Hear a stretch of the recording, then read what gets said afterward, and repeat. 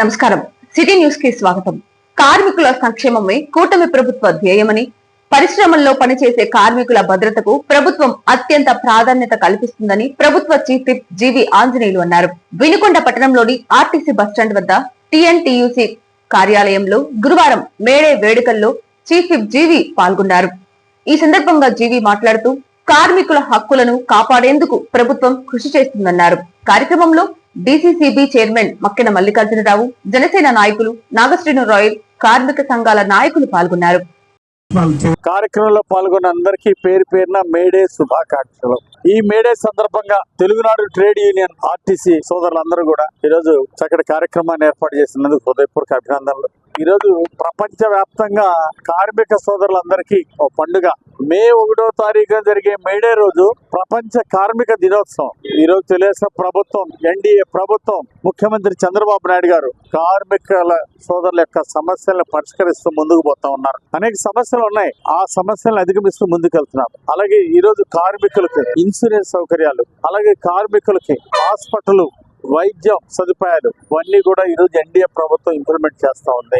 అలాగే గతంలో ఉన్నటువంటి జగన్ ప్రభుత్వం ఆర్టీసీ కార్మికుల్ని మోసం చేశారు, ప్రభుత్వంలో విలీనం చేశారని చెప్పేసి కార్మికుల్ని మోసం చేశారు. అట్లాగే ఒక ఆర్టీసీనే కాదు, అన్ని కార్మిక సంఘాలు కార్మికుల్ని మోసం చేసినటువంటి చరిత్ర గత ప్రభుత్వాన్ని. గతంలో కార్మికులకు ఉన్నటువంటి హక్కుల్ని కాలు రాశారు, కార్మికులకు ఉన్నటువంటి బెనిఫిట్లు తీసేశారు, కార్మికులకు ఉన్నటువంటి నిధులు దోచేశారు, పక్కదారి పట్టించారు. ఎంత దారుణం అండి! కార్మిక సోదరులకి వాళ్ళ సంక్షేమ నిధికి ప్రభుత్వం నుండి ఇంకొంచెం అదనంగా ఇచ్చి సహాయం చేయాల్సింది పోయి ఉన్న నిధులు ఎత్తుకుపోయారు గత పాలకులు. ఇది చాలా బాధాకరమైన అంశం. అందుకోసమే ఈ రోజు ఎన్డీఏ ప్రభుత్వం కార్మికులు ఆశించిన విధంగా ఇది కార్మిక సంక్షేమ ప్రభుత్వం. ఎన్డీఏ ప్రభుత్వం, ముఖ్యమంత్రి చంద్రబాబు గారు కార్మికుల సంక్షేమం కోసం అనేక పథకాలు ఈరోజు తీసుకొస్తున్నారు. మరి ఈ పథకాలన్నీ కూడా కార్మిక సోదరులకి అందుతాయని సందర్భంగా నేను తెలియజేస్తూ, భవిష్యత్తులో కూడా కార్మికులకి పెద్ద ఎత్తున అండగా ఉంటుంది ఎన్డీఏ ప్రభుత్వం. అలాగే చంద్రబాబు గారి తరఫున, ఉప ముఖ్యమంత్రి గారు పవన్ కళ్యాణ్ గారి తరఫున, అలాగే మా నాయకుడు నారా లోకేష్ గారి తరఫున, మా అందరి తరఫున కార్మిక సోదరులందరికీ మేడే శుభాకాంక్షలు. ఇంటింటి పింఛన్ల పంపిణీలో భాగంగా గురువారం బొల్లాపల్లి మండలం పేరూరుపాడు గ్రామంలో చేపట్టిన ఎన్టీఆర్ భరోసా పెన్షన్ల పంపిణీ కార్యక్రమానికి ప్రభుత్వ చీఫ్ విప్ జీవి పాల్గొన్నారు. ముఖ్యమంత్రి నారా చంద్రబాబు నాయుడు ప్రజలకు ఇచ్చిన హామీ మేరకు 4,000 పెంచి ప్రతి నెల ఉదయం 6 గంటల నుండి పెన్షన్లను పంపిణీ చేయడం జరుగుతుందని తెలిపారు.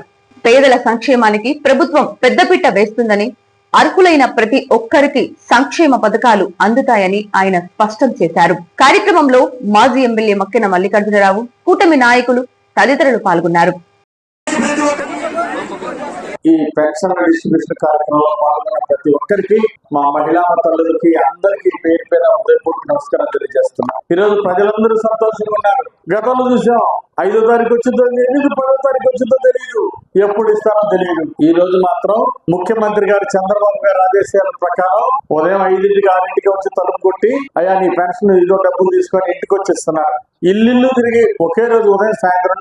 అంతకుముందు వారం రోజులు 10 రోజులు పెంచేవాళ్ళు ఇచ్చేదాన్ని కూడా ఇన్స్టాల్మెంట్ లో. ఈ రోజు కొంతమందికి రేపు ఇంకో బజార్కి, ఆ తర్వాత ఇంకో బజార్కి, ఇట్లా ఇష్టరాజ్యంగా ఇచ్చేవాళ్ళు. రోజులు తరబడి చేసేదాన్ని ప్రతి ఊళ్ళో 10 రోజులు డిస్ట్రిబ్యూషన్ చేసే పెన్షన్ ని ఒకే రోజు ఉదయం నుండి మధ్యాహ్నానికే దాదాపు 90% పూర్తి చేస్తున్నారు. మిగిలిన ఏమంటే సాయంత్రానికి ఇచ్చేస్తున్నారు. కారణం ఏంటంటే ప్రజల కోసం పనిచేసే ముఖ్యమంత్రి, ప్రజల కోసం పనిచేసే ఎన్డీఏ ప్రభుత్వం ఈ రోజు అధికారంలోకి వచ్చింది. పేదలంటే చాలా ఇష్టం ఎన్డీఏ ప్రభుత్వానికి, చంద్రబాబు గారికి, ముఖ్యమంత్రి గారికి. అందుకోసం పేదలకు మెరుగైన సేవలు అందించాలని మరి సెక్రటేరియట్ ఉద్యోగస్తులందరికీ బాధ్యత చెప్పారు. ఉదయం ఇంటికి వెళ్ళి పెన్షన్లు ఇవ్వమన్నారు, సాయంత్రానికి అందరికి ఇమ్మని చెప్పారు. అందువల్ల ఈ కార్యక్రమం బాగా జరుగుతుంది. మంచి ప్రభుత్వం ఉండి, మంచి ముఖ్యమంత్రి ఉంటే, చంద్రబాబు గారు లాంటి వాళ్ళు ఉంటే ఇలాగే జరిగింది. జగన్ 5 ఏళ్ళు ఉన్నాడు, 4,000 పెన్షన్ ఎప్పుడన్నా ఇచ్చాడా? 4,000 పెన్షన్ ఎప్పుడన్నా ఇచ్చాడా? ఒక నెల ఇచ్చాడా? 60 నెలల్లో ఒక్క నెల కూడా ఇలా 4,000 కాదు కదా, 3,100 రూపాయలు కూడా ఇవ్వలేకపోయాడు. గతంలో 2014-19 మధ్య తెలుగుదేశం ప్రభుత్వం అదే విధంగా కొనసాగుంటే, చంద్రబాబు గారిని మధ్యలో కూడా గెలిపించుంటే ఇప్పుడు అసలు పెన్షన్ 5,000 గాని 6,000 గాని వచ్చేది అందరికి. ఆర్థిక ప్రగతి పెరిగేది.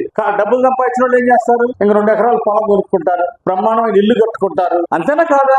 అదే విధంగా చంద్రబాబు గారు ఉంటే రాష్ట్రాన్ని సంపద పెంచేవాళ్ళు, లక్షల మందికి ఉద్యోగాలు ఇచ్చేవాళ్ళు, మీకు పెన్షన్ 6,000 ఇచ్చేవాళ్ళు నెలకి. మధ్యలో కూడా చంద్రబాబు గారు ప్రభుత్వం వచ్చుంటే మీకు పెన్షన్ కూడా పెరిగేది వాటికి. అంటే మీకు ప్రభుత్వాన్ని మేలు చేసే ప్రభుత్వాన్ని మనం గుర్తుపెట్టుకోవాలా. ఇప్పుడు కీడు చేసేవాళ్ళు ఉంటారు, గతంలో చూశారు, తప్పుడు కేసు పెట్టి జైల్లో పడేయటం, తప్పు చేయడాన్ని తలకాయ బాలు కొడితేనేమో కొట్టినోడేమో రోడ్డు మీద తిరుగుతుంటాడు, దెబ్బ తగిలినోడేమో జైల్లో పెట్టాడు. దుర్మార్గ పాలన చూసాం. దుర్మార్గంగానే పంపించేసే ప్రజలందరూ కూడా నిర్దాక్షిణ్యంగా ఓడించి పంపించారు. ప్రజలందరూ కోరేది ఏంటంటే మంచి చేసే వాళ్ళకి అండగా నిలబడితే దేవుడు మనకు మేలు చేస్తాడు. మన ఉప ముఖ్యమంత్రి గారు పవన్ కళ్యాణ్ గారు, ముఖ్యమంత్రి చంద్రబాబు నాయుడు గారు, యువ నాయకుడు మంత్రి లోకేష్ గారు, వీళ్ళు ముగ్గురు కూడా ఎప్పుడు కూడా రాష్ట్ర ప్రజలకు ఏం మేలు చేయాలా, రాష్ట్రాన్ని బాగా అభివృద్ధి చేయాలని ఒకే లక్ష్యంతో పనిచేస్తున్నారు. రాష్ట్ర ప్రజలు మేలు చేయాలని పనిచేస్తున్నారు. 20 లక్షల మందికి ఉద్యోగాలు ఇప్పించాలని కృషి చేస్తున్నారు. మరి చంద్రబాబు గారు, లోకేష్ గారు, పవన్ కళ్యాణ్ గారు చేసే కృషిని ప్రజలు గుర్తించాలా, మీ అందరూ ఆశీర్వదించాలి. మంచి ప్రభుత్వాన్ని ఆశీర్వదిస్తే భవిష్యత్తులో మళ్ళీ మీ పెన్షన్ 6,000 అవుద్ది. నీ 5 మళ్ళీ వచ్చేసారి కూడా మళ్ళీ ఎన్డీఏ ప్రభుత్వం వస్తుంది. మళ్ళీ ముఖ్యమంత్రి చంద్రబాబు గారు మళ్ళీ ఎన్డీఏ ప్రభుత్వాన్ని మళ్ళీ గెలిపిస్తారు ప్రజలు. ఈసారి మళ్ళీ ఇప్పుడు 4,000 ఉన్న పెన్షన్ మళ్ళీ 5 ఏళ్ల తర్వాత మళ్ళీ పెన్షన్ పెంచుతారు చంద్రబాబు గారు. గురువారం బొల్లాపల్లి మండలం మేడే సందర్భంగా బొల్లాపల్లి గ్రామంలో సిపిఐ ఎంఎల్ లిబరేషన్ పార్టీ జెండా ఎగురవేయడం జరిగింది.